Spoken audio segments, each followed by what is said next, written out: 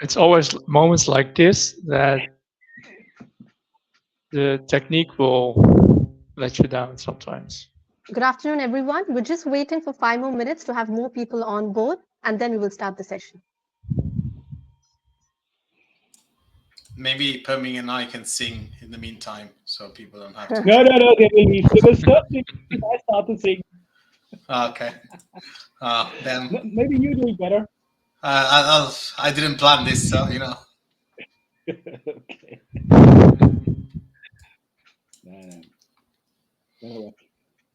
Singing class in high school, I was always supposed to shut down. So Me too. I still talk too much, and that's what people keep telling me. So I guess my high school teacher should see me now speaking at the webinar. So I'm talking too much now. I always, when it rains, I always started singing in the rain. Until my family actually at one point said, if you're going to continue like this, we're going to kick you. And they did. I have decided that if I fail as an IT consultant, my career is actually going to be as a comedian. So, you know.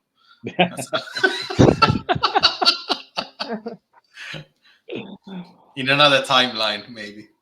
Maybe after this webinar, depending on how it goes. I may have to leave the industry completely. Or they hired me directly as a comedian because he found so funny. Yeah.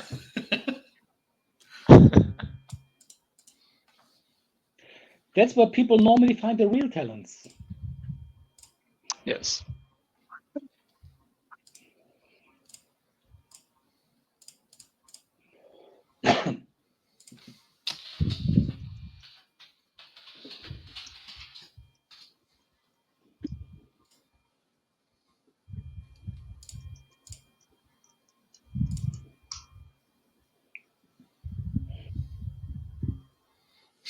Somebody's already recommending me to become as extra income. Yeah. Hello, everyone. Good afternoon. We are happy to see you all be a part of this webinar. Today's webinar, as the title suggests, will revolve around exploring the secrets to a successful ERP implementation. We have with us today Pirmin Bercher, who's the business IT head of Carbogen, Danny Thie, who's the CEO of Quantum Omega, and Marco Romano, who's the founder of IT Fandango. Before we kickstart this webinar, I'd like to give you an overview on the agenda for today. So we will be kickstarting this webinar with Pirmin's masterclass on what makes an ERP implementation effective. This will last for 15 minutes. We will then have Danny's masterclass on why switching from an outdated ERP system to next generation ERP system is crucial. We will then have Marco's masterclass on the preparation that a client has to make prior to selecting the right partner. This will also last for 15 minutes. We will then have rapid fire round where speakers will ask questions to one another, which again will be for 15 minutes. And then we'll have a short 10-minute session on facilitating a seamless interaction between ERP consultants, project managers, and solution architects. We will then have a live Q&A session, which is for 10 minutes, and then we will close the webinar.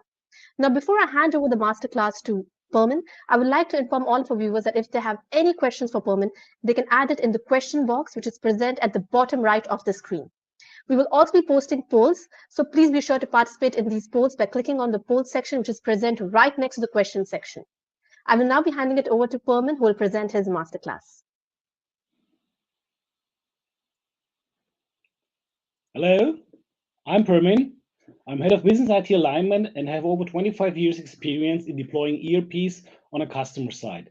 In parallel, I'm holding lectures on the DHBW State University about ERP and IT managed business processes. 15 minutes are short to share, but I will try. What is a successful ERP implementation? What makes an ERP implementation successful? When we think about it, most of us will certainly come to some answers like this. The implementation project was on time and within budget. Cut over and go live and smooth. Business was not affected more than planned. But is there more? And what does it need? What's in 5 years? An ERP implementation is typically one of the biggest software-involved project companies have. ERPs are the foundation of all business processes and other business-related software systems in a company. Therefore, a failure or only a partially successful implementation creates a huge business risk. not only for the short term, may be visible immediately after go live in a reduced ability to fulfill business needs, mostly in the inability of delivering services or products to customers in the promised time or quality. Sometimes this can be compensated for short term in massive overtime or additional resources, which create additional costs. So, the successful start of the implementation will be the foundation of the continued success of your business.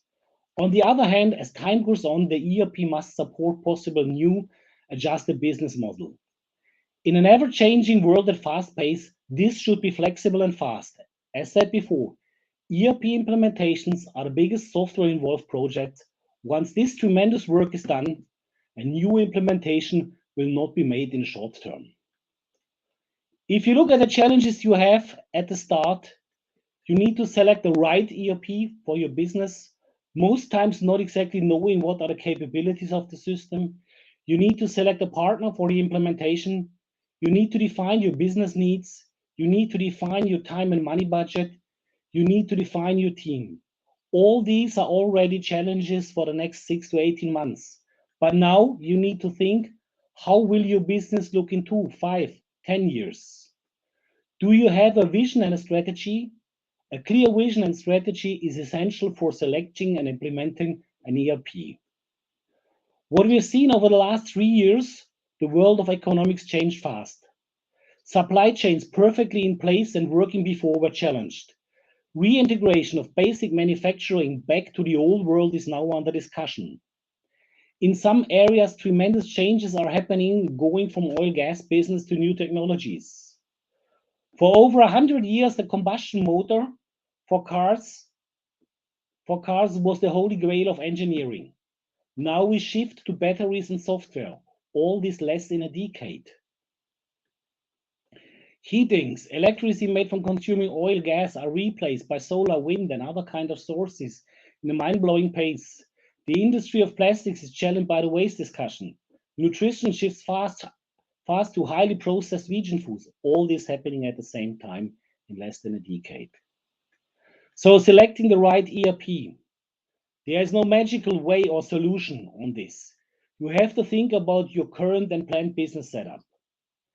If you are maybe a South American orange juice maker who owns the orange farms and the juice factory, a diversification of products or markets over the next near future is not in your view. So you should maybe use a more common ERP for this kind of market. If you are, on the other hand, in a highly dynamic market for new car concepts, where new brands, batteries, and technologies, markets, developments, and products are changing fast, growth is essential.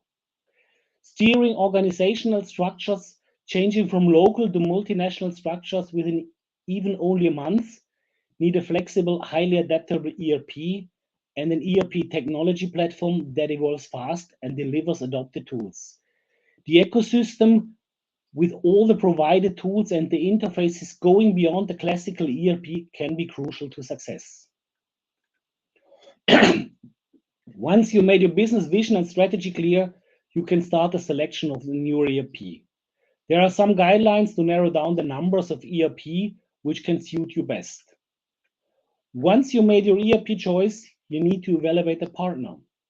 Make sure the partner fits your needs. If you are the South American orange juice maker, choosing a Japanese ERP partner who has great understanding about the juice making business will not fit due to the language and time barrier. On the other hand, if you're a multinational company, a very local partner may also not be the best choice. Don't choose on the numbers and certificates. You will not partner with Inner Circle or Microsoft Gold. You will partner with Steve, Julia, Amy, and Tom. Define your budget wisely and make sure you focus on your business needs. Not all an ERP offers is always needed. Think what you really need and focus on it. Create your internal team. Make sure you have the right people. You need to have the best people for the job, even if it hurts an operative business. Make sure that they have time to work for the project. 50% for project and 50% for operations will not work. My rule of thumb is one consultant workday requires an equivalent of 3 internal days of work. Keep that in mind. Once you have set your targets and your target dates, which should be realistic, don't change them. If going live is on 1st of January, only cancel on 21st of December if needed. If you push too early, the risk of an eternal push will be very high. One thing I learned in multiple phases of my life, there will never be the point of time where the time cries, hey, yes, now is the right time to do the thing. You need to find your way and make your decisions. If you have some sleepless nights and a stomach ache before go live, all is fine. If you can't sleep for months and have a gastric ulcer, then you need to think. Plan, test, train, and test and train and plan. If you do so, the cut over time coming, be aware some of the hiccups which will come as you couldn't handle all the issues before. Once you managed the cut over, you may calculate your short-term success. Have I been on budget? Have I been on time? Have I been able to fulfill customer orders, financial closings, audits, etc.? That should be an easy job. Now comes the time after the go live. Here, the success will be more difficult to define and measure. Depending on the nature of your business, adding few new functions and keeping the system simply running can be a good option if you're an orange juice maker and your business does not evolve. Massively adapt functionality and integration in different ecosystems and new customer vendor relations can be challenging. If you have a classic on-prem once roll out and never touch installation, adding new features may be challenging. Here comes the advantage of an ever-updated ERP like Microsoft D365 F&O with the great integration of the Microsoft ecosystem and the regular updates. You are in a position that many new requirements will be delivered automatically. This can be a huge support to your business and make your business grow and be successful. On the other hand, you need to put in strategies to permanently update and test your ERP. Automatic testing can be a key. With this, you should be able to continue to support your business over a long period of time. If the partner was a good choice, you may continue working with him over the future time. Changing a partner can be a challenge. It is like in normal life. If you have chosen a partner for your personal life, sure, over time you will find some problems, but you would not change the partner due to some minor thing, knowing that no partner is perfect. But on the other hand, if the relation is not working, then you have to change. So all in all, the success for the go live can be evaluated. The success for the next 10 years will depend on your business strategies, growth, and changes. In an ever-changing world, an ERP which can support this is crucial to success. Thank you. Thank you, Pirmin, for that insightful session. We do have a few questions, but before we actually pass on those questions to you, there are a few people who have voted for your poll. So the poll was, what area of an ERP implementation customers usually have a very incorrect expectation about? And 36% of the people, that is around 12 people, voted for scope. So what do you have to say about that? Scope. I think that is, after the budget, one of the most crucial parts of an ERP implementation. If you don't define your scope at the beginning right, it will be difficult to deliver. Typically, over the time of a project, especially in the beginning, people start to extend the scope because they see all the features and have the wishes to add more functionality.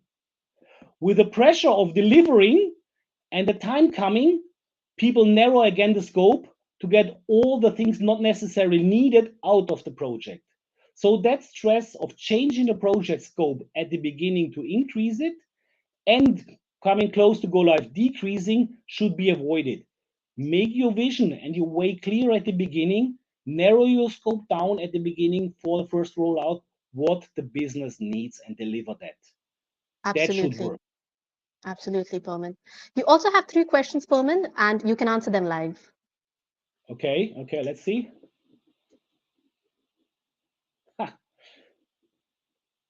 Okay, I'll take this one. How can you overcome the lack of good resources from the customer? Should you change scope, timeline, or so? Good question. I think resources is now really a big problem. And I think the most important thing is, if you face the challenge of making a new ERP implementation, start acquiring the resources early and build them up. If you start in a project with insufficient resources, changing the scope or timeline will kill the project. Make sure that you're not understaffed and have the right people. If you start with half of the people and they are the wrong people, you will fail for sure. And adding people over time will be difficult to ramp up the knowledge base. So need to have your team ready and operative. Otherwise, it will be crucial to success. Does that help? I think it does, Pirmin. Okay, good. Let me see. Okay. Maybe you Good. have 1 more minute, Pirmin, and you can answer one more question. On the lack of good resources, the same one. Some gold partners sometimes. Okay, let's see. Sometimes some gold partners and any ERP provider sometimes oversell the capability of functionality or the pre-sales. I think this is the other big challenge. And here comes to have experienced people on the customer side to leverage what is realistic, and especially to have your targets clearly defined. If you are talking with the partners and feel like a child in a candy store where daddy has the big money, you're lost. You are lost. You need some guidance, some neutral guidance. Maybe you take an additional person for the starting part of the project who is neutral, who is not in your organization, not from the partner, such to leverage the expectation that you have the right starting point. Okay? Great, Pirmin. Thank you for your masterclass, Pirmin. We will now be handing it over to Danny, who will present on his masterclass. As for all the rest of the questions, viewers, we will answer all of those questions towards the end of the webinar, so don't worry.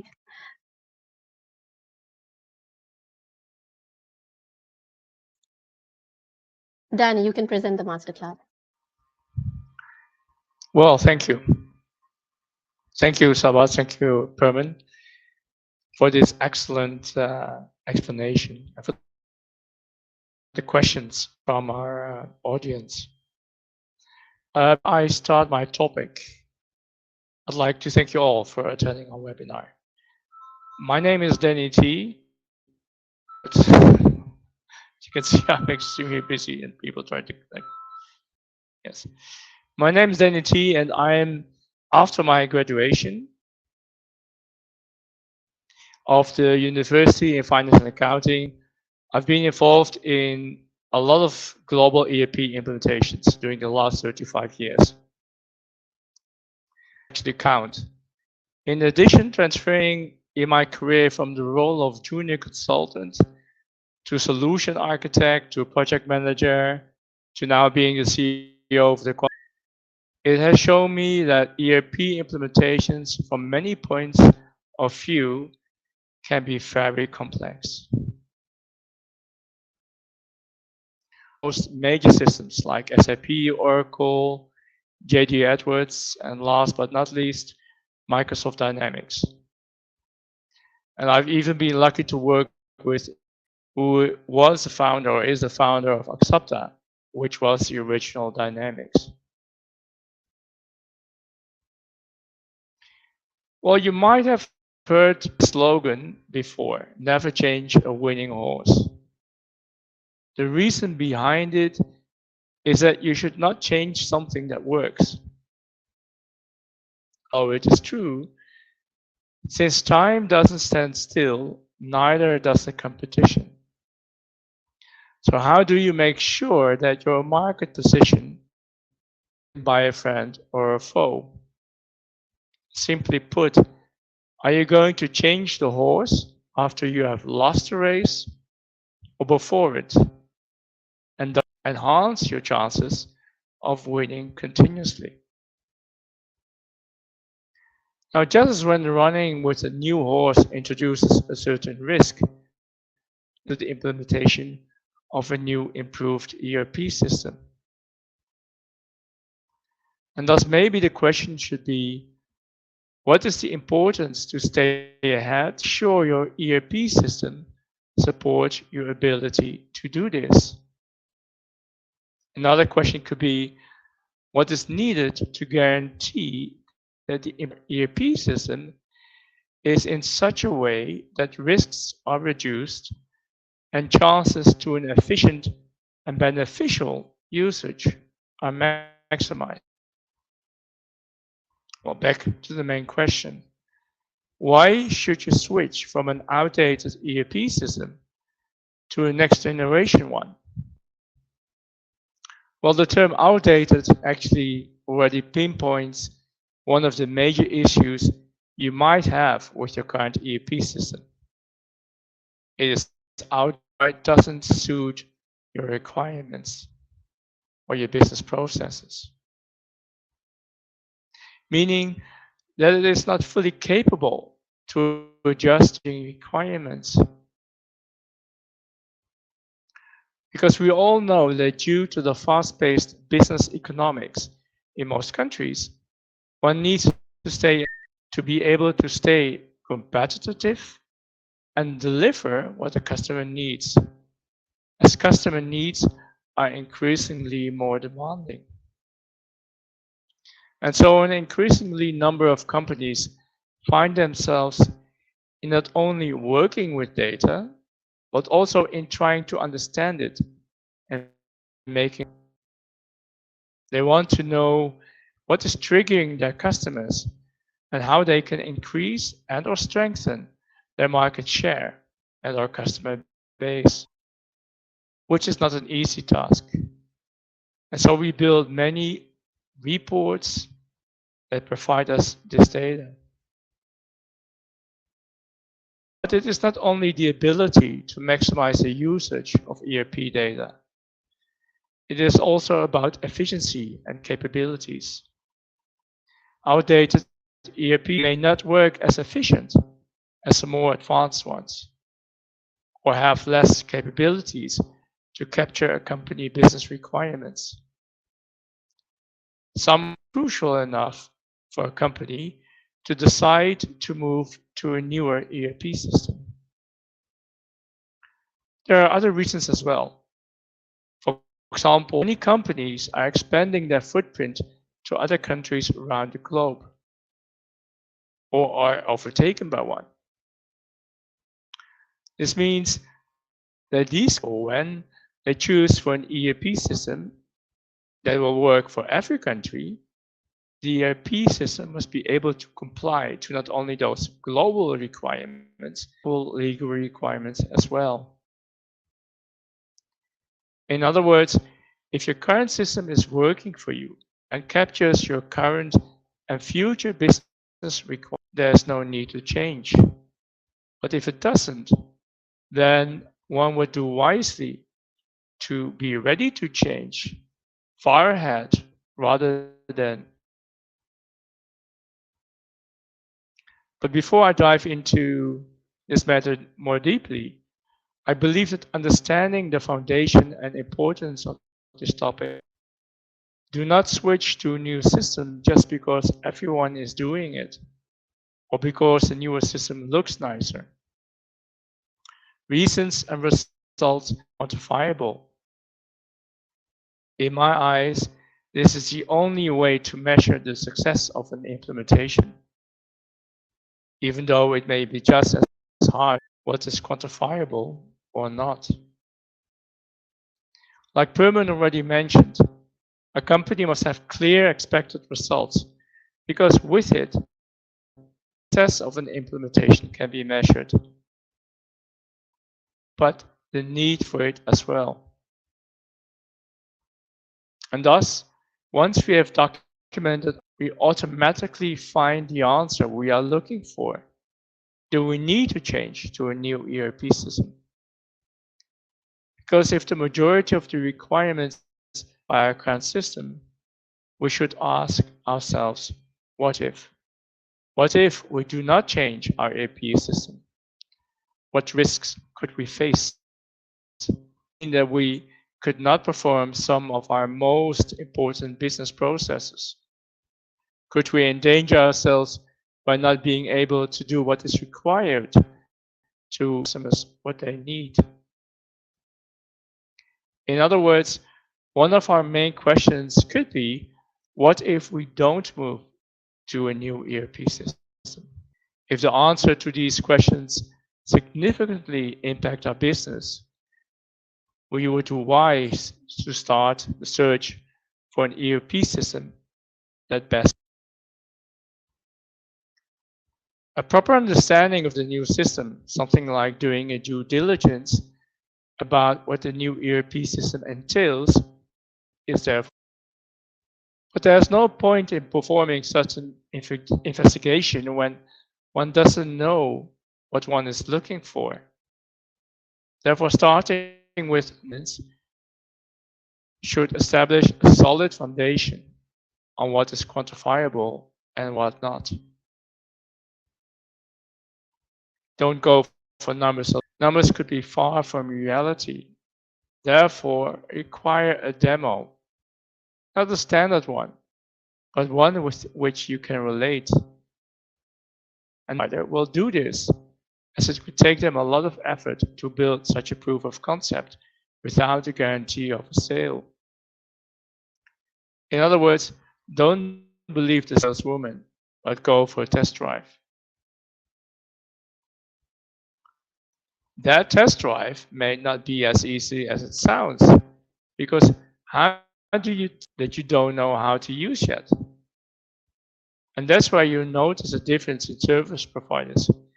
Who of them are willing to spend hundreds of hours to support you in your ERP system for free?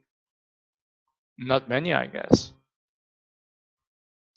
But once your requirements are clear, it shouldn't be too difficult for them such a POC, a proof of concept, a system that can demo exactly what you want to see. And once again, we're back to having a proper set of requirements. And that's a topic Marco will discuss. Thank you for listening. Thank you, Danny, for your session. You do have a few questions. One of them is from Nick. You can answer them live. Yes.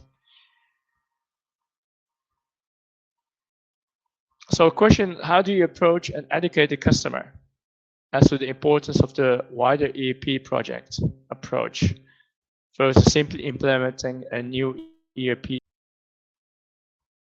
Well, how do you educate a customer?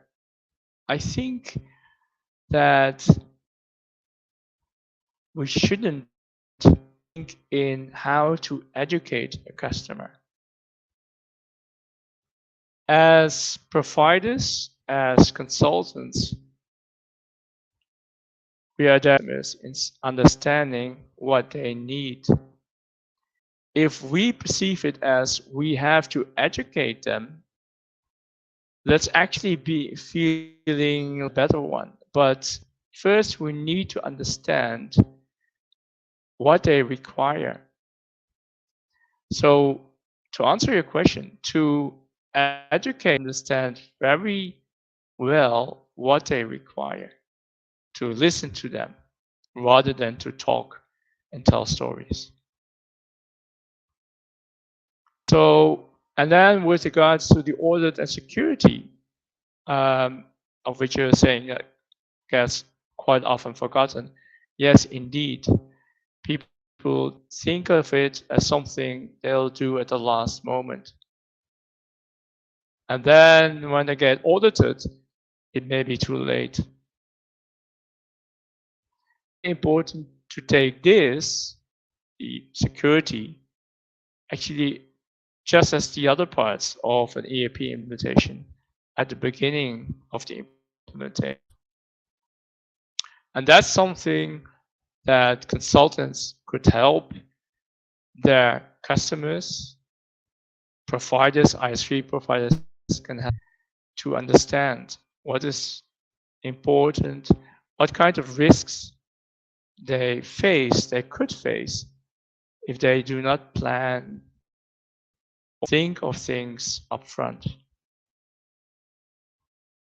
Does that answer your question?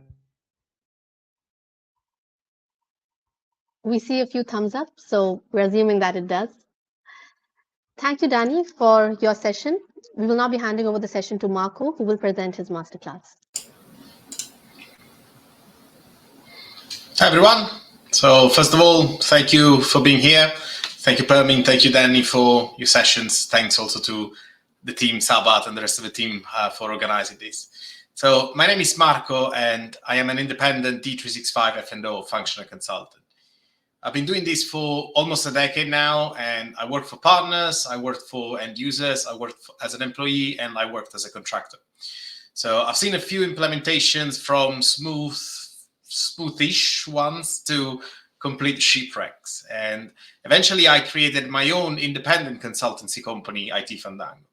We help organizations making the most of their F&O implementation, but we also help individuals to become the best F&O functional consultants that they can be. And we created a dedicated training platform for this called the Learning Hub. And today I'm going to tell you about the preparation that a client should make before selecting the right partner, and actually before starting the whole implementation, the whole ERP implementation itself.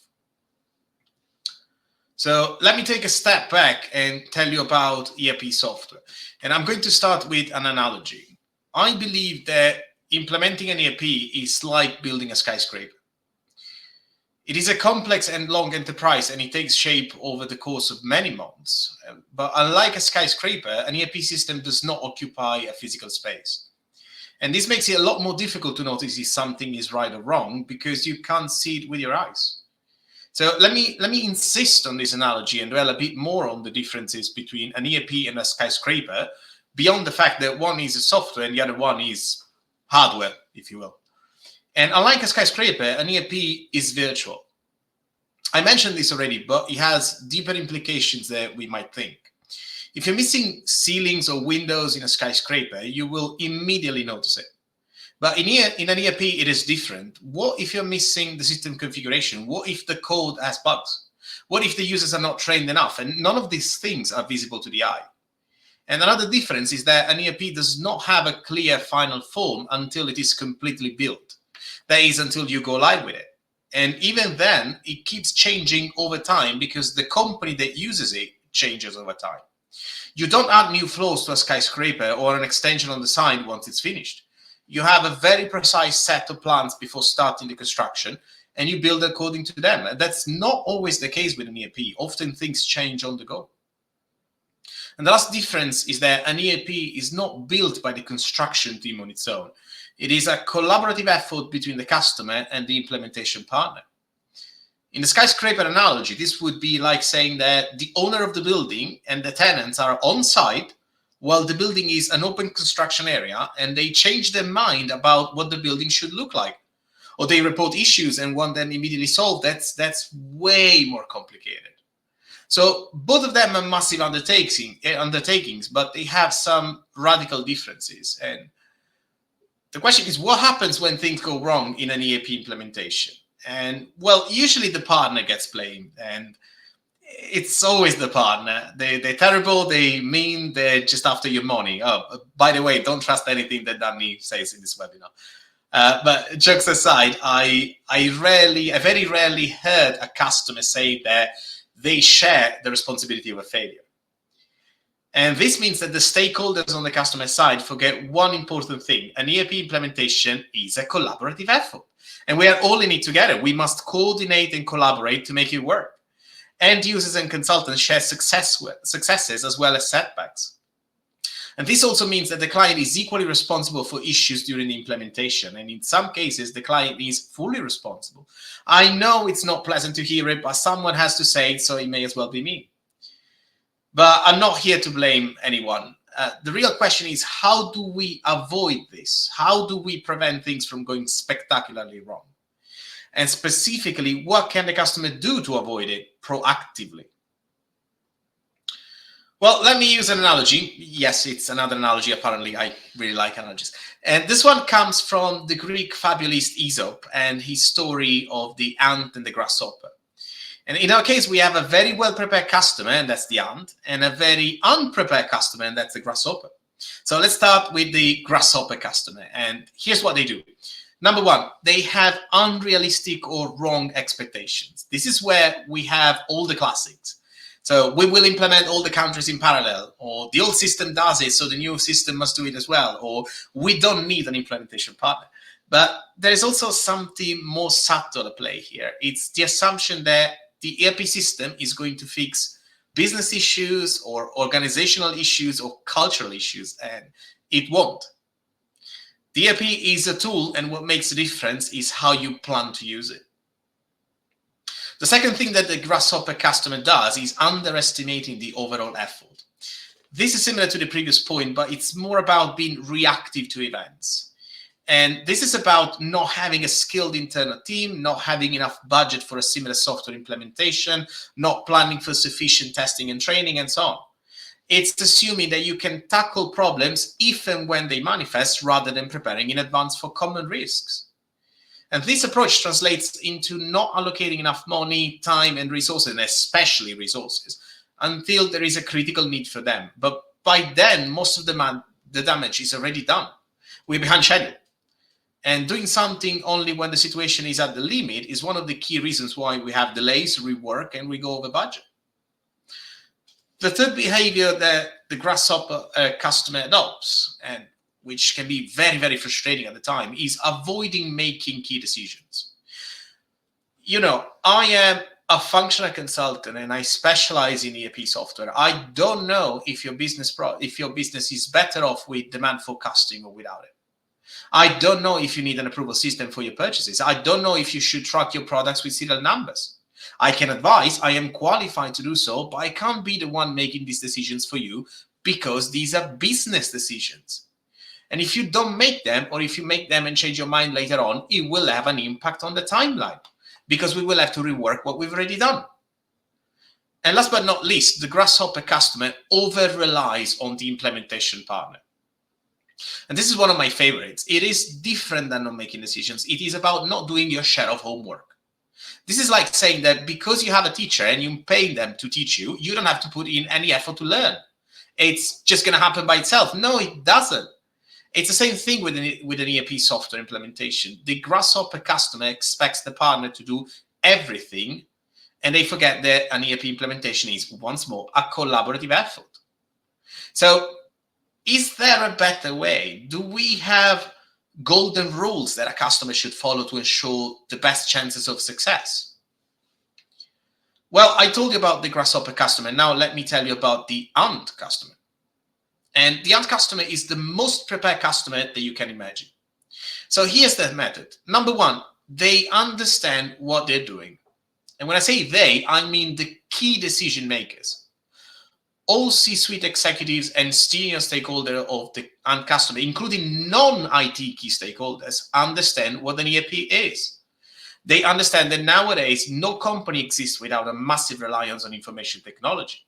So they take the time to learn what an ERP system is about, what it does, what it can do, and what it cannot do. And all key stakeholders of the end customer understand the impact, the scope, and the limits of the ERP project. This gives them realistic ideas, and it translates into a better alignment and higher chances to carry out this part of the digital transformation successfully. Now, something else. The end customer builds its own team of specialists before the implementation starts. They know that an internal team with the right skill set is not just absolutely necessary for success, but it's also complementary to the team provided by the implementation partner. And they know that quality specialists are rare to come across, so they factor in this risk. The end customer also understands that the internal team is not just made of ERP specialists. It also includes key users. These are the people who will actually use the ERP system on a daily basis, whose work outcome depends on it. So the end customer chooses the people with the best knowledge of the business, puts them on the project full-time where possible, and gives them the autonomy to make decisions to choose what's best for them. That's devolution. So the third thing that the end customer does is to have clarity about their own business processes. A company is not a static entity. It changes with time. It reacts to market events. It evolves. And its business processes do the same. They evolve often in an organic, unstructured way. So exceptions, unwritten rules, obscure scenarios, and these don't make it any easier to implement an ERP software. The ERP will magnify whatever the business processes are about. The end customer knows it. So they take the time to map their business processes, check it if they are meaningful and robust, and redesign them if needed. And again, they do this before the implementation starts. And last but not least, the end customer knows that the go-live day is an intermediate part of the journey, not its end. Not everything will be ready and perfect on the go-live date. Some things are critical, some things are very important, and some things are just annoying, but they can wait.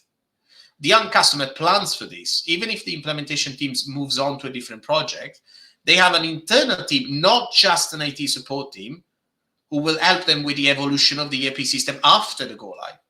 Because after go-live, there will still be big problems to solve and new features to implement. This is even more prominent with the Microsoft vision of one version. Next slide, please. Thank you. Right, so that was a lot of talking. So let's sum it up. We compared an ERP implementation to building a skyscraper, and we saw how things are trickier with an ERP because it is completely virtual. And we discovered that the implementation is a collaborative effort between the customer and the partner.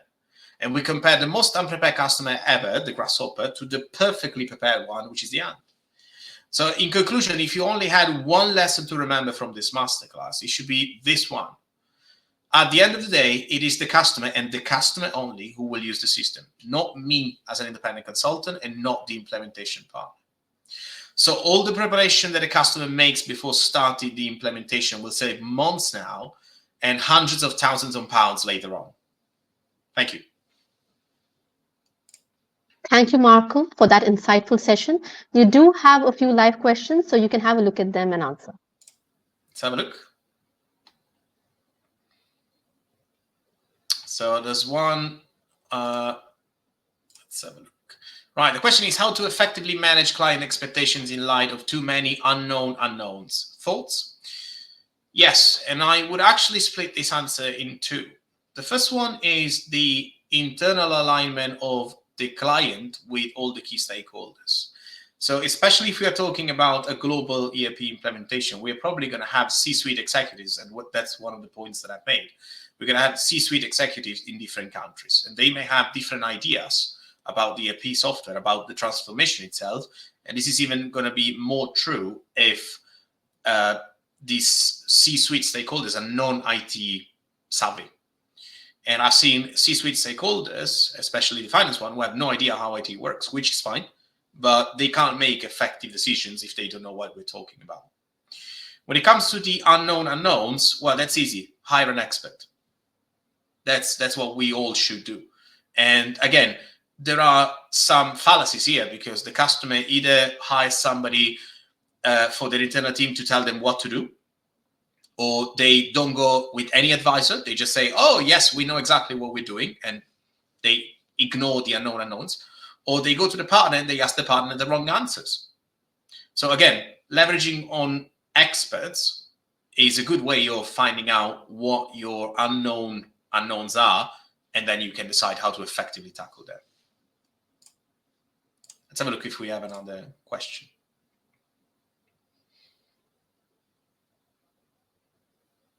So, Marco, you can answer one question and then we will proceed. That's a nice one. Good to see you again, Adrian. How would you get a client who's halfway through analysis and doesn't have the BPF ready to retrofit the project with the 2B BPFs? So we're talking about business processes here, and Adrian is referring to a client who's already started the implementation and they don't have the business processes clear. And this is the equivalent of, as I said earlier, you're trying to build the walls of one floor of the skyscraper, but you don't have the column, the main shaft ready, and it's too late to do that now. And we're going to have a session later talking about something similar, and it's too late to do something later that you should have done it before. So if you can go back in time, you should know what you're doing. And that's what I mean by that. That's what I mean by point one of the end customer. You do things the right way.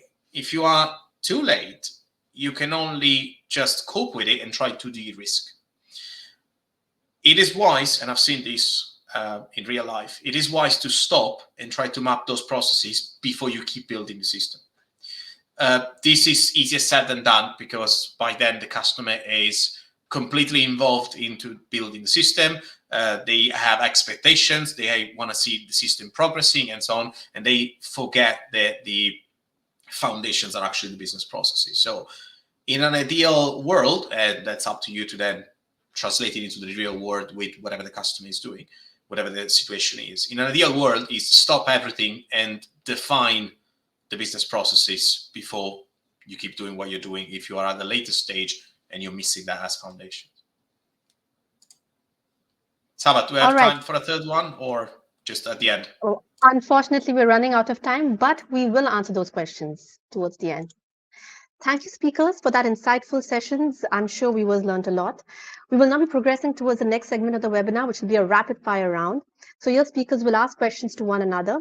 Just a short reminder for viewers that if they have any questions, they can add it in the question box, which is present right next to the chat box. And our speakers will try their best to answer all of those questions. I will now be handing over the session to Marco, who will kickstart this session. So Marco, you can start asking questions for Danny and Pirmin. Yes, I'm going to start with Pirmin.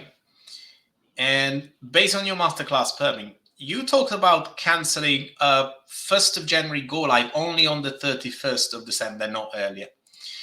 And this is interesting. So my question is, if we wait until the last minute to cancel a go live, don't you think that we're going to have some wasted effort and rework needed?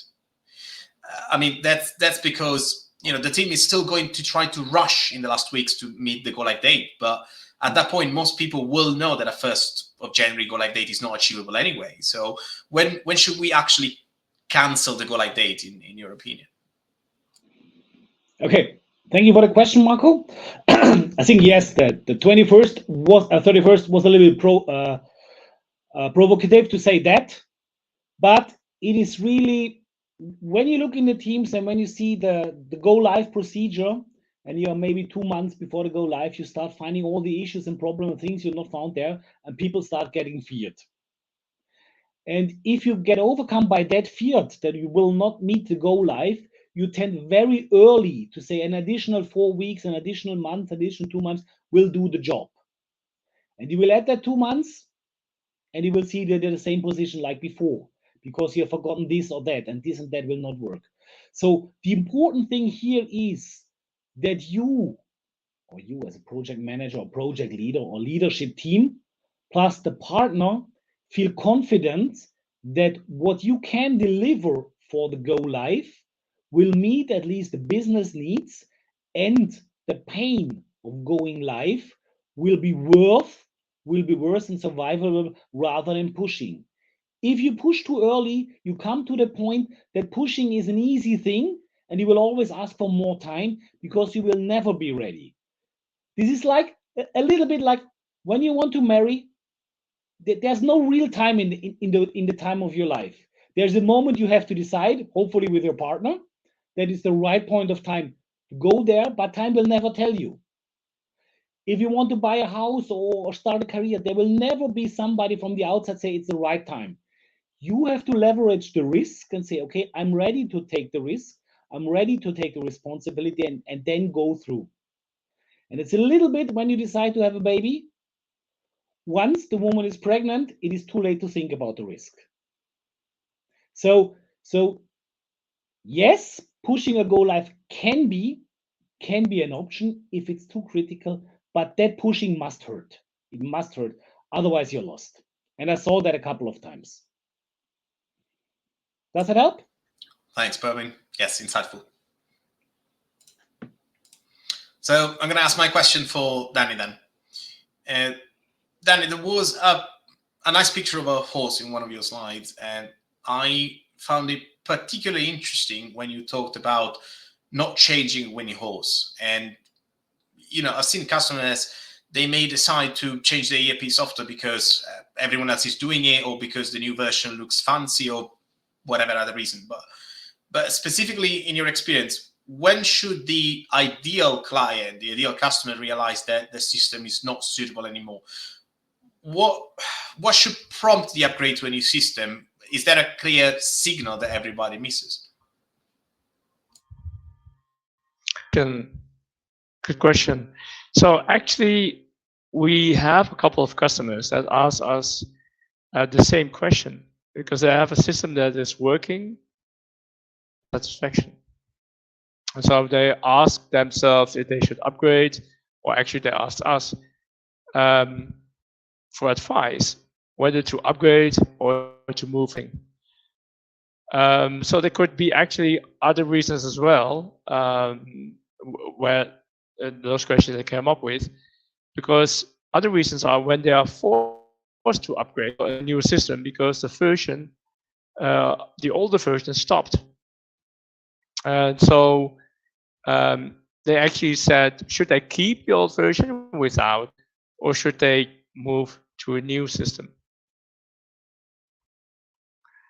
Well, the question we actually most of the times gave to them is that they should start accumulating their requirements. So that will give them actually the answer whether or not to upgrade. And to do this, they need to have a clear business processes. But most times, customers actually move into a new system when they're forced to, not when they want to. Without a clear understanding of their requirements and their business processes, they start off with a blank sheet, expecting their service provider to assemble these requirements, which sounds logical, but unfortunately also signals that the customer is often all but well prepared to dive into the ERP. So to summarize, the signal to upgrade should not be that the system is not supported anymore or that they have to, but the signal to upgrade when the old system starts lacking to support their business processes or requirements proficiently. And to know, they must have a clear understanding of their business processes and requirements first. So they first should do some homework and spend a lot of time, very likely, to understand their requirements and their business processes and to see whether they need a new system or not.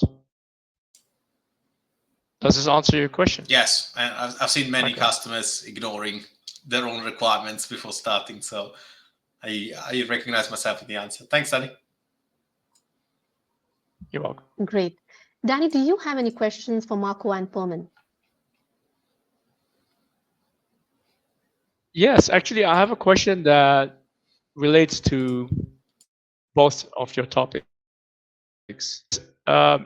If you would look at the ERP implementation project from start to finish, at what point during that implementation should you be aware or should you see that things are going wrong or will go wrong or are not going as planned? First question to Marco. I think this is very fascinating, and you know, I'm still a big believer, and even if there is a lot of talking about agile, I'm still a big believer of waterfall when it comes to a big complex project. And to an extent, this is also the approach suggested by Microsoft, which is that you can use agile iterations, but within each phase of the waterfall methodology for an ERP implementation. And it actually sounds like a compromise that a politician would come up with, but okay. Anyway, from my experience, inevitably, when we have a failure, a critical failure in the project, it is because we haven't followed this waterfall methodology properly. And this was also Adrian's question earlier about not having the business processes ready and realizing it later. It is because the customer tried to do something too soon without having completed the prerequisites first. So going back to my skyscraper analogy, this is the equivalent of trying to install the windows before we build the walls, or try to start building the roof before when we have only half the floors. And this would be unthinkable for a physical building, but it seems to be routine with an ERP implementation. It always leads to rework, which eventually leads to delaying the go-live date, going over budget, and so on. And in my opinion, the best way to avoid this issue is actually to leverage deliverables and milestones for each phase of the implementation. And let me make an example to illustrate this. So one phase of an ERP implementation is system configuration, and another phase is building the solution, and yet another phase is designing such solutions. And you can't do them in any order. You have to start from designing the solution, agreeing with all the parties, build the solution, test it, and then configure it. You can't do otherwise. If a customer tries to violate this principle, and for example, they rush with the configuration just to have what seems to be a usable system, and this is a true story, they are going to realize that it doesn't work. They will realize that they need to take a step back and redo part of the implementation. And when they're getting closer to go live, when pieces are missing and the delivery team needs to compromise and the users are unhappy, the customer may discover that all of this is just because the right order was not followed, and this was a predictable mistake. So there is this belief that if we run two tasks in parallel, or if we start a more advanced task earlier in time, we're going to speed things up. But no, it's not how it works most of the times in a software implementation, at least a big one. And if you know that dependencies between the implementation phases of an ERP implementation exist, and you have those, and if you define clear milestones for each phase, it's fairly easy, barring any unexpected events, it's fairly easy to understand at any point if the project is on track or not. Does that answer your question about how to realize if something is right or wrong? Yes, it does. Yes, thank you. Great. Something, yeah. Good. Thanks. Great. Pirmin, do you have any questions for Marco and Danny?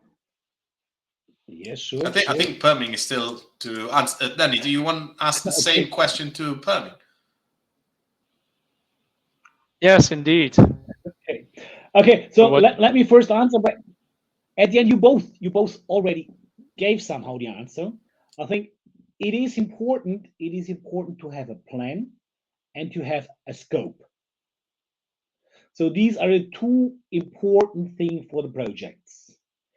And you will easily find that things are going wrong when you either at the beginning widen your scope very much because either you have forgotten or you want things that have not been in scope in the early phase, or like you said, Marco, the milestones, the timelines is going out of sync. 2 days late is 2 days late. That's not a problem. But if it's getting weeks or months out of the milestone, then you have an issue. And then you need to ask yourself, why do I have this issue?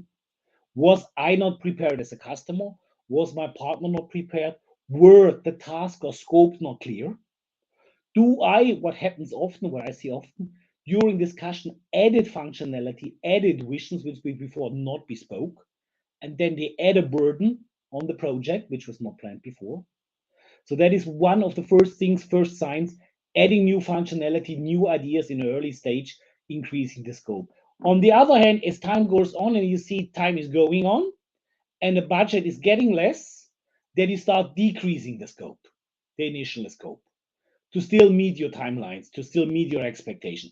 That is the other warning signal that if you want to deliver, you start decreasing scope, you decrease functionality, you decrease training, typically you skip reports, you decrease effort in security, all these things which at the beginning are not so important. So these are the two measures, increasing or decreasing the scope and getting out of a sync of a plan.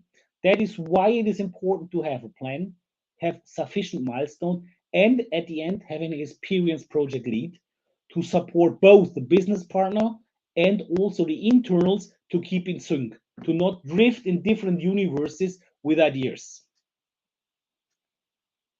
So that would be my advice. Thank you. Very helpful. Okay, let me ask you first the Marco question. How do you challenge the over expectation when typically you start with a new system? The system will solve all our problems and everybody will be happy and without effort. Obviously. Some ERP systems even achieve world peace, so you can rely on them for that. But it's the over expectation question is an interesting question, because I see it happen very often. And the biggest issues that I found is that many customers, or at least the grasshopper ones, see the new software as a silver bullet, and they think that just because the ERP is a massive application, it's going to answer every question, resolve every issue, and so on. This is like having a big button that say solve problems, and you just push it and the software is going to do everything. And with all the buzz about ChatGPT, AI, maybe we'll get there, maybe companies will run themselves, but we're far from it at the moment. And the ERP, in my opinion, is only as good as the business processes that it supports. And I think that this is actually true for every software, and with an ERP, the magnitude of it is just bigger. So if your processes are convoluted, if you don't have clarity about scenarios and use cases, the software is not going to make things better. The software is going to amplify whatever you have. And vice versa, if you have a stable and meaningful process, it will make it well executed. If you don't have clarity on your process, it will make it more confusing. It will slow down people and it will hamper operations. So the customer, and in this case is the end customer, they should do an internal due diligence and map and redesign their own processes first, get clarity on how they want things to work. They should lay strong foundations before adopting the software. And way often the expectation is, hey, the new software is fancy, it's going to solve all business problems that we have. And that's incorrect. That's not how it works. The expectation should be, hey, the new software is fancy, let's get ourselves prepared so we can make the most out of it. So taking care of the foundations on which the software is implemented is actually a good solution. I don't think it's the only one, but it's definitely a good solution to avoid over expectations. Does that answer your question? It answers the question, but it makes most of people not happy that the new software is not solving all your issues. No, it's fine, but it's reality, so I'm not gonna lie. It's a common thing that the new software solves all our issues, and at the end you just Always. have digitalized the different part.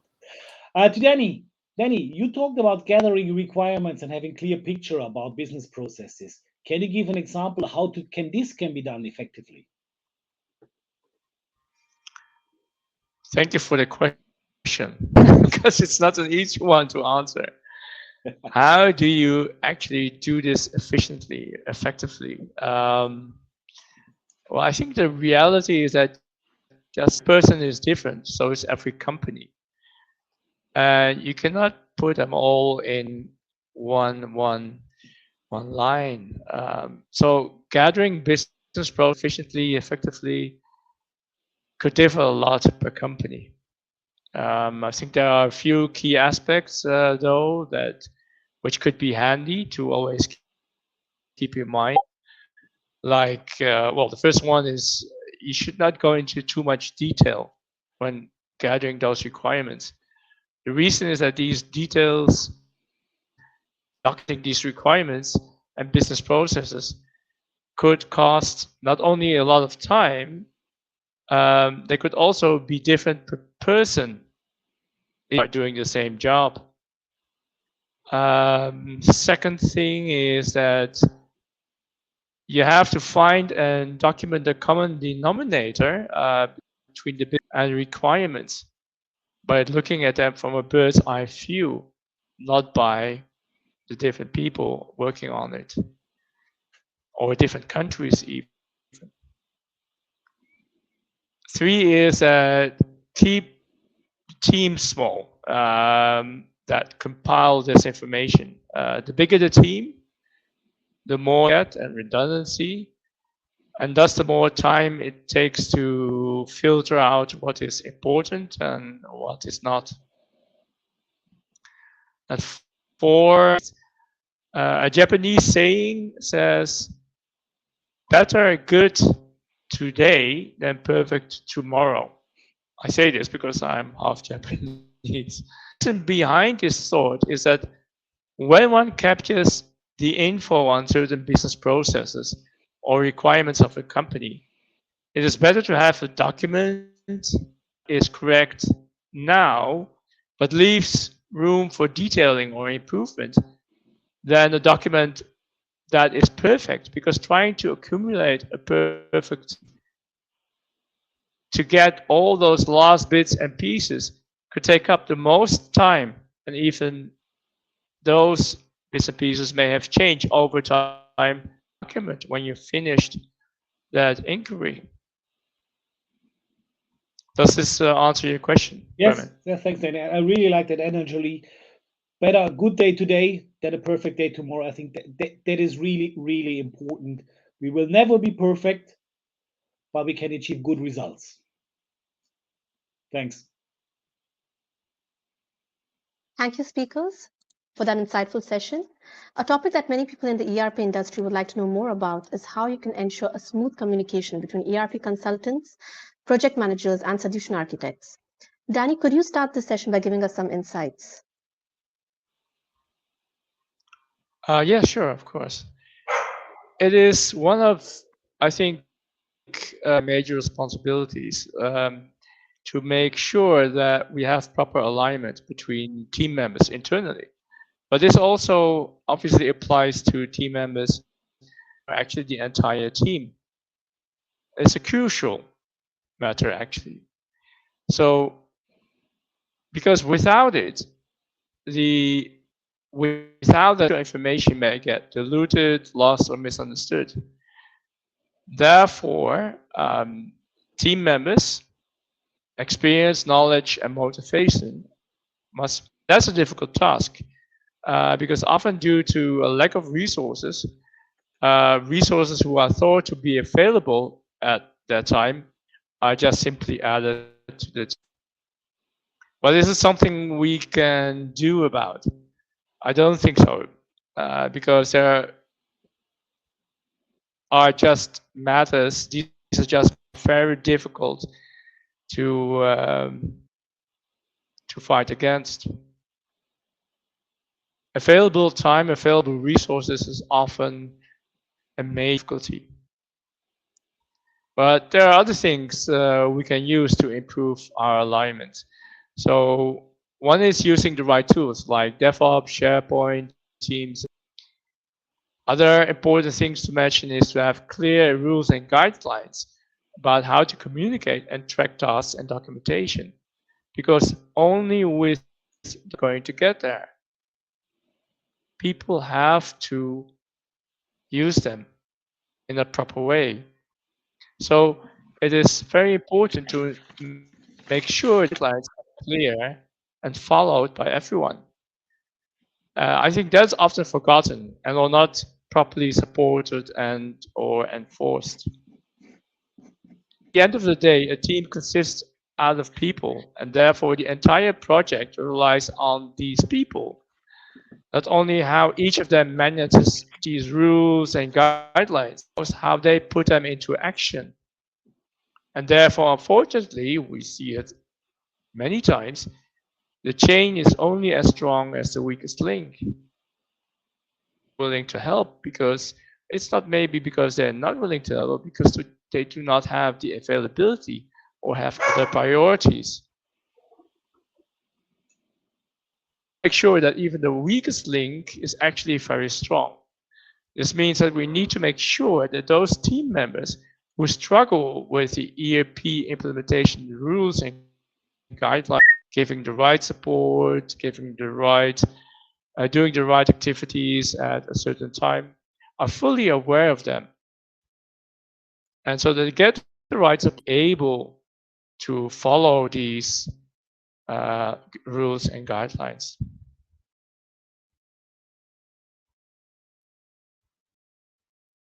Great, Danny. Pirmin, do you have anything to add to that? Yeah, I think, like Danny said, the communication ways and rules should be really clearly defined. I think that is important. And also nowadays, with the different tools and tool sets we have, make sure everybody knows which way to communicate.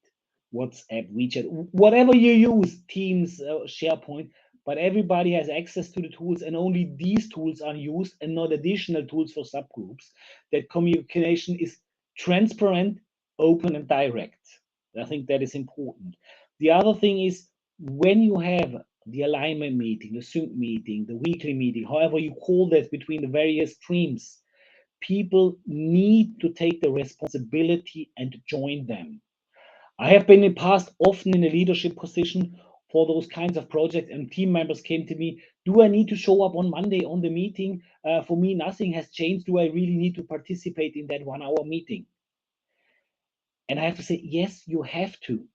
Maybe even if you don't have anything to say, it's the only way and only place at that week where we sit 5 people together, communicate our progress, our status in one single voice, and everybody hears the same thing.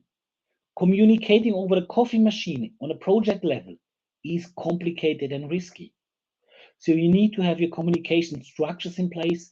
People need to take their responsibility. If you say SharePoint is a place, then people need to actively check the documents there. If emailing is the place, then the email is the way to check. If Teams, people need to look on their Teams. It is important. And as Danny said, the team and the project is only as strong as the weakest part. We can only be successful as a team, that's for sure. A team with a partner, with the internals, that's a team. There's no difference between both sides. The other thing is, if one person fails, the whole project is in danger. So everybody who has taken a responsible role in the project needs to be aware about his duties and his jobs to do. Then it will work, and then communication will work. If starting today I don't want because it's only blah blah or whatever, yes, it will be difficult.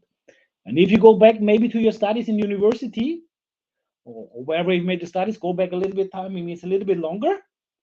And you learned a lot of things, and you were all of these university courses, and you said, why did I sit here? I never will need them again in my life. But you had to sit there because you were forced to. And afterwards, 10 years later in your career, you came to one of those questions and you remembered that you heard something in university about it. You don't remember all the details, but you heard it and it helped you.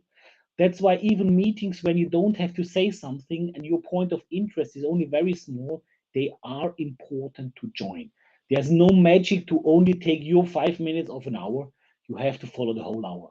Sorry for that, but that's the only way. Okay, thanks. What are your thoughts, Marco, on this topic? Well, I think that communication between the project team is extremely important. And in an ERP implementation project, you can usually make a distinction between the governance team and the operational team. And there is often a divide between the two, and it's very likely that any decision taken at the strategic level is not immediately reflected down the hierarchy. And if a decision or change is not communicated promptly, you will have the operational team who's going to keep working in a different direction and towards a different outcome. And that may lead to wasted effort and rework. So it's not just communicating something, but also ensuring that the whole team is aligned on this communication. So in other words, it's the coordination between the people. So I actually believe that this became more difficult to achieve with remote working. On one hand, we can access talent regardless of their geographical location, but on the other hand, we're not in the same room anymore. So there is no water cooler chat, the coffee chat that Pirmin was mentioning. There is no informal alignment. There is no impromptu information sharing just because the other people, the team is around you. And this is not, by no means, this is an accusation towards remote working. I run a remote company, but it's just to say that what happened as a natural consequence of this is that we have more of what I call broadcasting emails and those team-wide alignment meetings. And let me try to explain what I mean by them. The broadcasting emails are when a single person needs to share an announcement with everybody, and so they just write an email. And it's an email that is as long as a book chapter with a wall of text, unclear points, and nobody's going to read it, and those who read it are not going to understand it. And the other bad habit that we fall into is that we organize team-wide alignment meetings. And this is in part what Pirmin was mentioning, is that these are recurring calls, maybe weekly, but they last 1, even 2 hours with the whole team. The whole team is there, and what happens is that just one person talks, and sometimes they even go on to ramble, and the other ones just do other tasks or they sleep until it's their turn to speak. And I've seen these things happen, and people think they're effective, but they actually slow down the alignment when they are implemented poorly. So in my experience, instead, you can do 3 different things. And the first one is to use a central board with announcement and to-dos for each person or each team and make it shared. So this board should be maintained by the participants of the team themselves. It should not be a top-down approach where tasks are created by senior management and assigned to people. It should answer at a glance the question, what are we working on right now? And the second option is to have stand-up calls for alignment. These are nothing new, but far too often they are very misunderstood. The point of a stand-up call is for each person to speak for just a few minutes, give a status update, and if it turns out that there is a blocker or a topic that requires a longer discussion, this is just written down and a separate one-to-one meeting is arranged to sort it out. You can even use the board I just mentioned earlier as a basis for this type of stand-up calls. And the last suggestion that I have is to create cross-functional chat rooms, like channels or teams that some software offer as a feature and leverage on them. So this would be like having a 24/7 meeting with the relevant people and only the relevant people, but where the communication is actually focused. And this is because when somebody wants to make a point, they have to write it down. And this forces them to make it concise or to ask a precise question or to post a screenshot of the issue or whatever it is. And this decreases the time spent because you're not holding everyone else hostage while you talk, and increases the effectiveness of the communication because the point is made is very specific. And these 3 options, they work very well, in my opinion. They can also use together to leverage on each other. Actually, I could share stories about them, but I would probably go over time. So maybe in the Q&A session. But I can definitely tell you that I've experienced in person all 3 of them among other approaches. And these definitely work well to improve communication.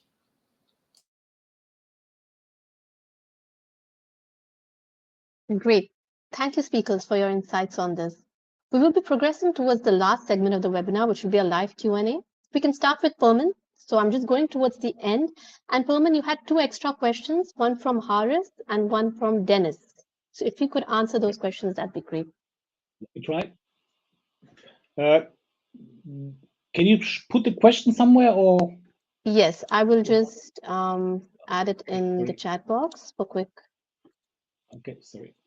Makes it easier to find them because there are a lot of questions. Yeah.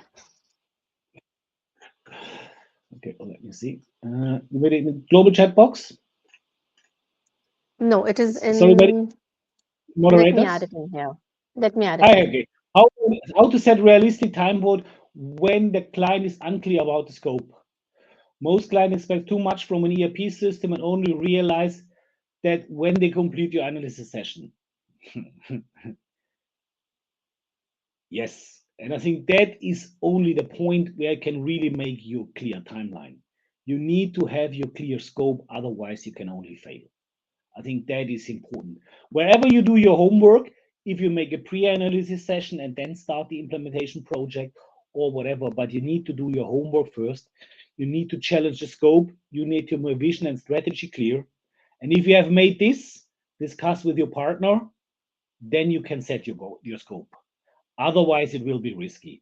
There are some general rules about timings, which you may find somewhere, which can give you an advice what is realistic and not realistic, but it all depends about the clearness of your scope and the homework you did before starting the project. Thank you. Great, Pirmin. You also have one more question, and Okay, I have added that in the chat box as well. Okay, not yet seeing it for a moment. This is by Dennis. Okay, is it advise a solution to a version control? Yes. Oh, there I don't have advice. Sorry, there I don't have advice and solution to version control for scope documentation. I think that is the most tricky one. That is the most tricky one, and it depends on the maturity of your organization. Let's say it this way. It depends if you are maybe already at a point where you use DevOps or Jira or any of those tools. You can easily track your requirements and the state of the requirements. If you're maybe not yet there, but you should start somehow. Maybe then some of the standard ERPs like Excel. Excel is the most common ERP and tool for everything, and database could be something to do the job, but it will be more difficult. So if you have the time and the mindset and the people, maybe go for a tool like DevOps, like Jira, to gather your requirements and track them. It will be more consistent and help you for the future. Using Excel sheets, Excel databases, or SharePoint lists, or Wunderlist, or whatever can be a thing, but will not make life easier. So depending on your resources and time, go for one of those tools, and then you can start better tracking your requirements. Thanks. Great, Pirmin. Marco, you have 2 comments from Adrian. Maybe you can have a look at that and add your feedback. Yeah, let's have a look. But It's there's by one Adrian. on the skyscraper analogy. Spend months building the right foundation so that you don't build something that's unstable. Yes, 100%. And there was someone else commenting on one of my posts on LinkedIn. I think it was Nick. He may still be in the webinar. He was talking about building on sand as not having the strong foundations. This is absolutely true. And again, just to stay in theme with the skyscraper analogy, it's fascinating because you just have your plot of land, and when you build the foundations, you just have everything that is blocked. You can't see anything, and there is no building coming up. They actually digging down. You don't see anything. You spend 6 months having a look at this. There is no building coming up. So if you had to look at it, you wouldn't see anything. But actually, the preparation work is getting done. With an ERP system, again, because we said it's virtual and some things can't be seen and can be perceived easily, do you wonder why, do you wonder what would happen if I come to the client and I do some work for 6 months, which is foundational work, and 6 months later, the client tells me, where's the system? Oh, we haven't started it yet. We did the prepping. What do you mean you did the prepping? What is this? And I've had clients who asked me, before the system was implemented, I had this client who told me, can you arrange a demo of this functionality in the system, use our own data? No, I can't do it, because what you're asking me is to touch the roof of the skyscraper before we've done anything. So if they don't understand that, let alone understanding the foundation. So if the client is enlightened, maybe they will get it. If not, I can try to convince them up to a certain point. And otherwise, it's just going to be try to pick things up once we're running. Do I have another question? You have one more comment, Marco, by Adrian. I just answered Adrian's one. There's one from Stephanie. Let's have a look. Yes. There's one from MJ as well. Let's see if I can answer both of them quickly. And what is your experience in terms of meeting the deadline for the implementation? Often are they really able to meet the first agreed deadline? Never. I think Pirmin can add a comment on this as well. I would pass the ball to him. But it's exactly because I said that, again, you don't have clear plans at the beginning. Things change ongoing. The final form is not clear. Never. I made this analogy, well, very rarely. I'm going to pass the ball to Pirmin, but very rarely. And I made this analogy between building an ERP and building a skyscraper on a post on LinkedIn yesterday. And somebody that I work with commented, actually said, skyscrapers take less time to be built. So that's true. He actually posted the time that it took to build the Empire State Building, and it was less than the average ERP implementation today. Pirmin, do you want to add anything to this? Well, I did have a better success ratio than you. I think I have two out of 3 on time. I think that's mostly, and I think that's the important, when you have a hard deadline, like the fiscal year ending or something like this, where at the end you put a lot of effort in to meet it. If you have not a hard deadline, a hard end, then yes, I think the likeliness of pushing a date is easier than if you say, okay, we have to start at a fiscal year or fiscal quarter, and if you miss that deadline, we have to wait another 6 months to be able to start. That hurts much. That hurts much, and that maybe gives you the motivation to work 3 nights more than otherwise. So it can be, and that's what I like, why I like ERP projects and not other projects, because typically deadlines are a little bit harder than implementing another software, because you're looking for quarter ends, year ends, something like this.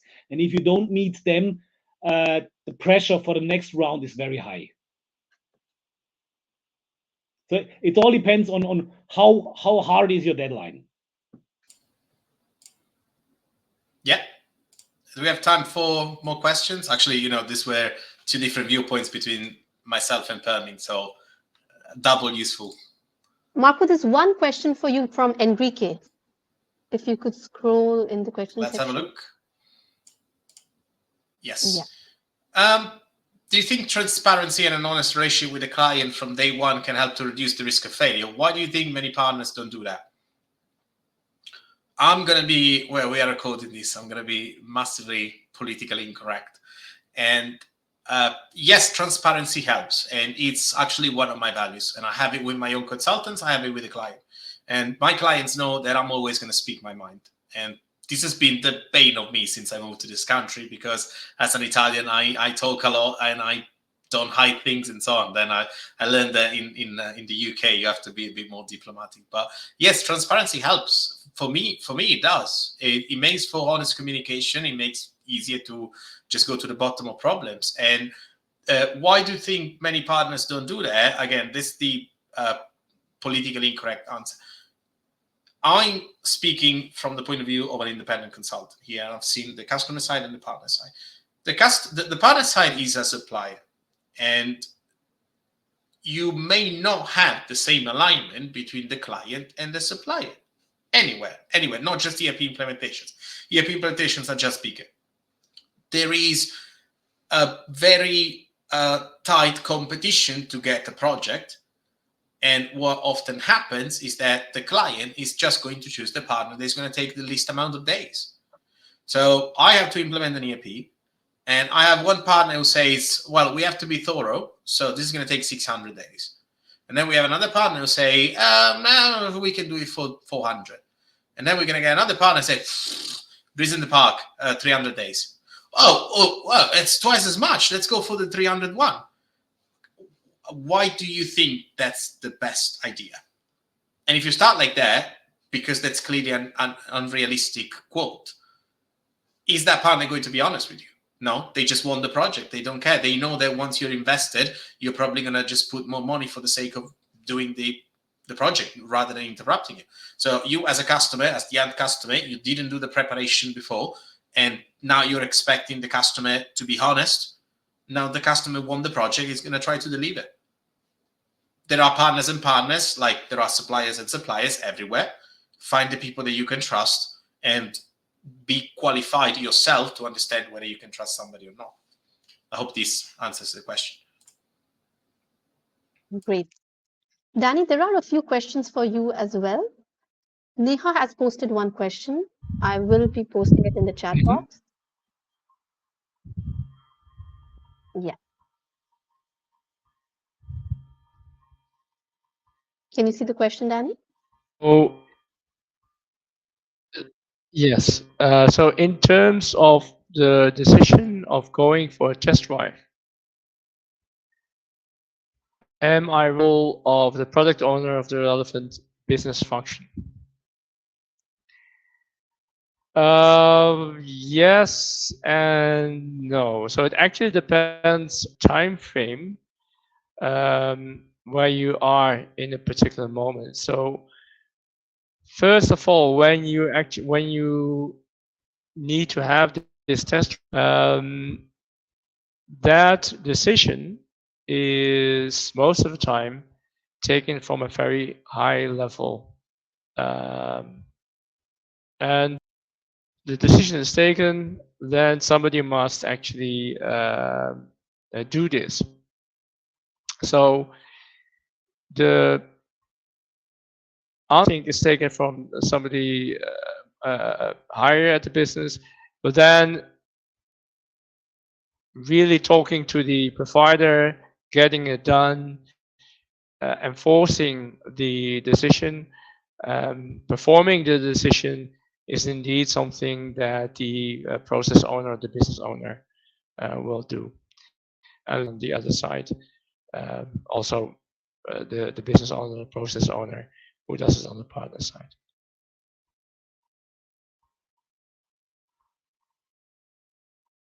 Great. Danny, you have another question as well from Deepak, and I'm posting that in the chat box. Read the question. So, hi Danny, do you think Microsoft 365 with its built-in integration with AI, including ChatGPT, stands compared to other ERP like SAP? Do you feel ChatGPT is more hype compared to cost business value it provides to client? Actually, this depends on the moment you're asking it. So if the question is now, then I would say Dynamics 365 does not provide a better, it's not stronger in the market as compared to SAP, Oracle, etc. So maybe over 5 years, when AI will become more standardized, when everybody actually starts using it, like they do now with mobile phones, then yes. Actually, I think then by that ERP system will have an integration with AI, or actually will have AI included dominantly. Or maybe over 5 years or 10 years, we cannot even live without it, like many people cannot live with mobile phones. For now, at the moment, such a baby phase that it is not an advantage. It could actually be more a handicap. But over 5 years or 10 years, then we should look at it again. Everybody will say, well, it is something we cannot even omit.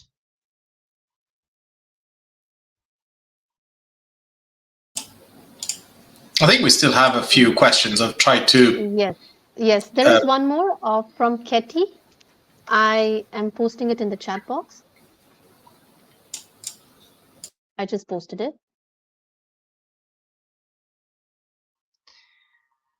Okay, so the current system, no ERP, can work, but may not business needs. The solution is to keep the same system and do several customizations, or is it the occasion to find a new ERP? That actually depends. The reason for having a system which is not an ERP system. I mean, what is an ERP system? Even called ERP. The first product that was named ERP was SAP. And so P stands for Enterprise Resource Planning. So in other words, nowadays people think of an ERP system, a system that supports all kind of business a company has. So will you do customizations on what you currently have, or go to a new? Question is, if it's all about effort and cost and time. If your current system is small, of customizations, or the total of customizations is such a big effort that it will take days, months, or even years to build. Costs are so high that moving to an ERP system will be much faster or less costlier than looking for a new ERP system would be the better move. But then again, it's something you always need to compare. It's about the return on investment that you get. Return on investment from a finance point of view, but also in time and in resources and in availability of those resources. Great. I think we have answered almost all questions, but we do have a last question from Jacob. So the speaker can just answer this. I can see that one from Jacob. I'd like to say something, but I think, Danny, if you want to pick that up, it's about data migration. And I like your idea of starting with data migration. So if you want to answer that one, we can give a joint answer. Yeah. Yeah, I think that's I don't see the question. I have to find it, but let me repost it for you. What on is the chat? the question? Oh, actually, I'll pick it up and then we can answer that with you. Yeah. Okay. Can you see it? Okay, yeah. So important is data migration scope. How do we best manage data migration scope in your view? And do we introduce test migration as early as possible with community ownership? Very good question. Because data migration is one of the key points in sure step methodology. Methodology that uses fast track and uses sure step and improves it in certain ways. And it improves it actually doing the data migration as much as possible, as early as possible. Because the simple thing is, when you can show a system that has the actual data of your customer, that has the actual process already of your customer, whether or not it's 30% ready or ready as compared to what they need, 30% is always more than zero. Because showing a standard system as a demo doesn't give you actually the ability to find in a very early stage anything that could raise the scope of the implementation, because the scope of the implementation is based on information you have at that time. So the more information you have, the better identify and to finalize, to calculate that scope. There is something else that I'd like to add here, and I want to tackle this from a different angle, which is the complexity of data migration, depending on two factors, in my opinion. The first one is how dirty the data is, as in how much cleaning and transformation it needs. And the second point is how customized the data is, what that is, the custom functionalities. The first aspect is, if you have your system and you've used it for 10 years and it's a different system than the one you're migrating to, there is a very high chance that most of the data is not up to date anymore. It's just dirty. You need to remove the records. The configuration is not up to date anymore. And you may have to also transform it because, for example, in your system, a purchase order can be raised for different suppliers. You can't do that in F&O. So you need to understand how to do that. You're not going to be able to just take purchase orders and put them there because that requires some data transformation.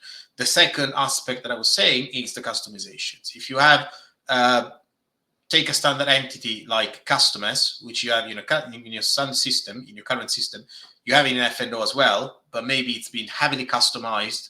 And so you have extra fields, extra stuff to take care of. Or you have a completely different, completely new functionality that is customized. So you need to understand how to move that data into the new system. Maybe you're just going to use a standard feature of the other system, so that data needs to be transformed and moved there. Identifying these critical points, these conditions, and you need an expert on that. You need a functional expert and you need a technical expert. No one else in the business is going to be able to do that. Identifying those type of things gives you an idea of how much is the scope of data migration and therefore how much is the effort involved in that. I've noticed several times that this is left until the very last moment, and then people scramble to understand how to transform the data to put into the new system. But it could have been predictable if we started early. Indeed. If I can add to that, that is one of the, what I see is one of the major problems in implementations. When the data migration is done at a very last moment or halfway, and that's actually already too late. Hey, hi, Pirmin. Oh, you're still here. Do you want to talk? Let me say one word to it. I think, yes, data migration and having meaningful data is a key to success for the project. I always exaggerate it a little bit. If you are Pepsi Cola and you want to install a new ERP and you bring a copy of Coca-Cola to the guys and say, we will work like this, and now we make an example, we fill out Coca-Cola, we take Coca-Cola bottles and Coca-Cola labels. The whole audience will say, no, this will not work. We are not Coca-Cola. This will work completely different. If we just change the label of Coca-Cola to Pepsi and call it Pepsi, they will understand that it's working. So really, people typically inside who did not learn the abstraction that filling a bottle with some soda is the same in Coca-Cola and in Pepsi, they will completely get disconnected if you start having the wrong material names. So having meaningful examples with meaningful data, meaningful customers is the key to success for the workshops. There is another question that we haven't answered yet, and it's from MJ. Sorry, MJ, we're back to you now. I think it's a very interesting one, and its internal conflict exists between client departments and the hierarchy. When the project output is analyzed, the partner is held accountable because the C-level is unaware of the effort and requirements. How to deal with it, and how should and who should be prioritized, C-level or operational team? I'd like to answer this one because it's partially related to a point that I made earlier, and this is an issue within the client. It's not the partner's responsibility. I have seen this multiple times where the C-suite have a particular idea of how things should be, and the operational team, that is their key users, they actually carry out the work in the system and they actually use it. I'm not talking about workers, I'm talking about department heads, different than the C-suite. They actually have a different idea, and the C-suite is concerned with the strategic position of the company, and the head of departments have a better understanding of the hierarchies. If you guys don't talk to each other, you're going to have different people with different ideas pushing in different directions. How about if I have to be the external consultant who helps that, how about putting everybody into the same room and discussing that? Or having a bit more clarity within yourself? Because what usually happens, and I was mentioning this about this divide, is that the C-suite decides something and nobody knows it until the decision is made public and it needs to be implemented. And when it's done halfway through and the ERP needs to change and the implementation is ongoing, this creates issues. To answer your question specifically, should you prioritize C-level or operational team? The C-level makes the decisions. I'm going to go along with the people who have the power because I can't do otherwise. I'm an external consultant. I'm going to take my advice, but at the end of the day, I make stuff happen. You have to tell me what you want and make it happen. That usually comes from the C-suite. It doesn't come from the head of departments or operational team. Although the operational team are the ones who are going to suffer if the ERP is not suitable. If you guys want to add something to this, if not, I'll just. I think this does controversy on it. Marco, the questions are just coming in. We have one more question from Silvano. If any one of you want to answer this.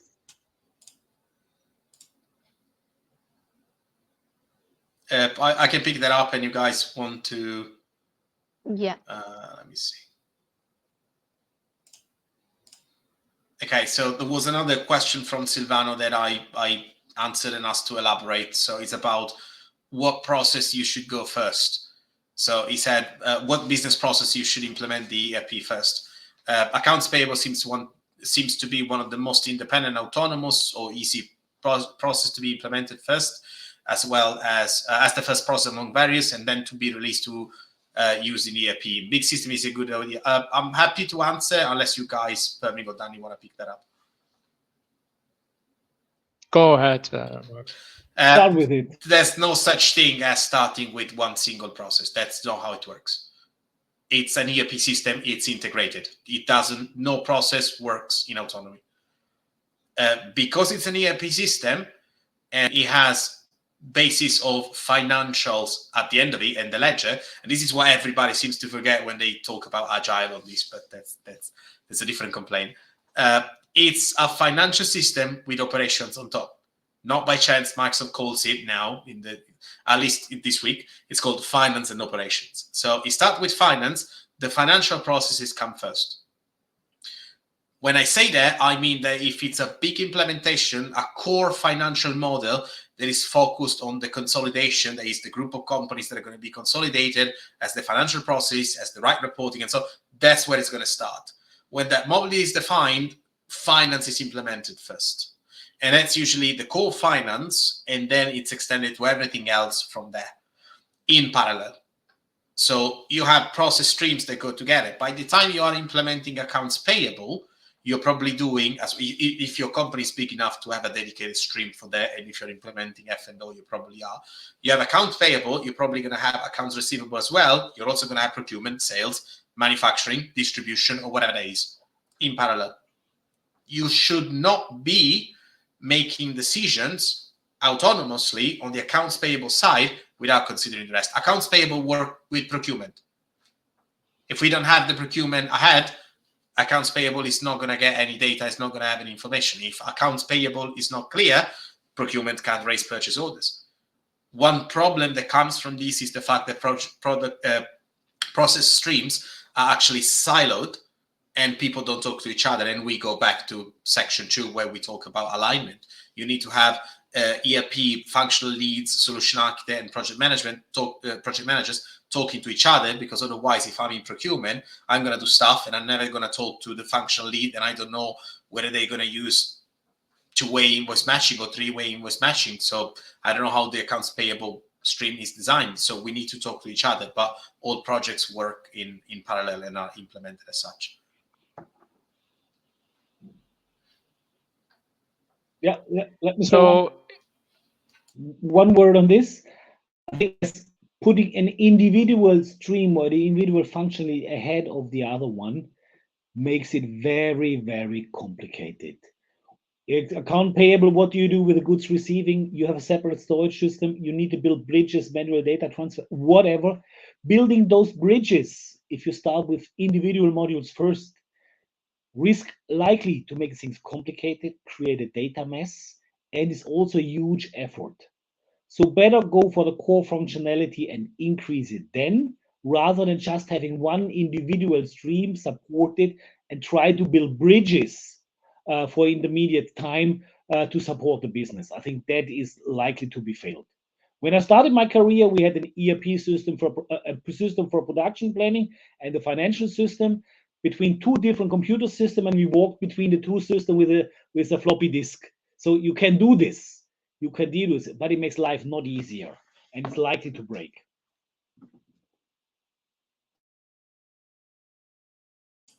Great. Do you have anything to add, Danny, to this? Yes, actually, I think I have just one word to say, and that is indeed. It's what Marco and Pirmin are saying. The question to, not sure why this question actually, how this question came to be, whether it is that accounts payable is an autonomous and independent process, because indeed it isn't. It's part of finance, and just as everything actually has relations with the other process, so is it with accounts payable. So you just need to make sure that if you really want to do it this way, if your system is small enough, because you're talking about small and not big ERP systems, if your system is small enough and maybe not even have the ability to capture all business processes, it may be yes. But then again, ERP systems are not called ERP systems for nothing. Great. Do we have any other question left? No, Then we have finished all the questions and the session. Thank you, Danny, Marco, and Pirmin for speaking at this event. The Quantum Omega team is sincerely grateful for your participation in today's event. I'm sure our viewers learned a lot as well. There's so many questions that came up, and I'm sure they learned a lot from this session. I would also like to inform our viewers that we will be sharing an ebook on the advanced system methodology. The link to this is in our chat box. The advanced system management methodology is basically an ERP implementation methodology that ensures that your ERP implementations are cost-effective and responsive while complying with the sure step and fast track method. To know more about how the advanced system methodology can really simplify your ERP implementations, do download this ebook, which is now in the chat box. Thank you for attending this webinar. We will be ending the event now, and we will send you all a recording of the event as well. Thank you and have a great day. Thank you. Thank you. Thanks, everyone. Bye. Thank you. Bye.